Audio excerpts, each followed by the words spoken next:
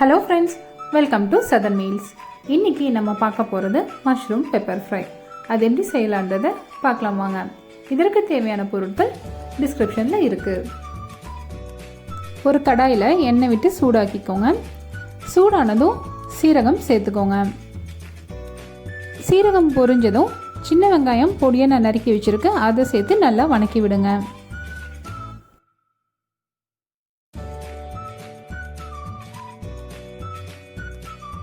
பொடியாக நறுக்கி வச்ச இஞ்சி பூண்டு சேர்த்துக்கோங்க.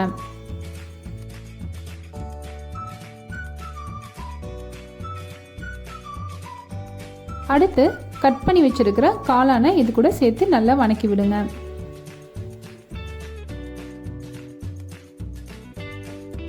தேவையான அளவு உப்பு சேர்த்துக்கோங்க. சிறிது மஞ்சள் தூள்,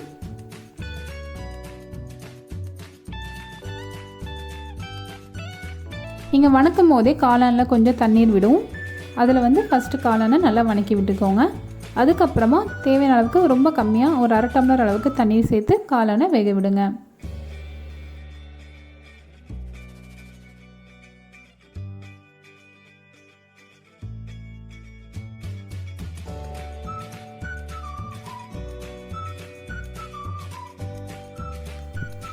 காளான் நல்லா வெந்த பிறகு கொஞ்சமாக தண்ணீர் இருக்கும்.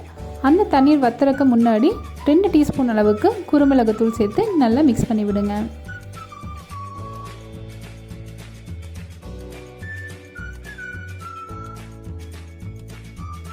காளானில் மிளகுத்தூள் நல்லா கோட்டான பிறகு பச்சை கறிவேப்பிலையை தூவி கிளறி விட்டுட்டு இறக்குங்க.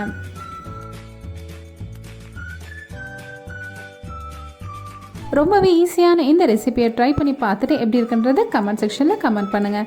என்னோடய வீடியோஸ் உங்களுக்கு பிடிச்சிருந்தா லைக் பண்ணுங்கள், ஷேர் பண்ணுங்கள். மறக்காமல் சதர்ன் மீல்ஸ்க்கு சப்ஸ்கிரைப் பண்ணுங்கள்.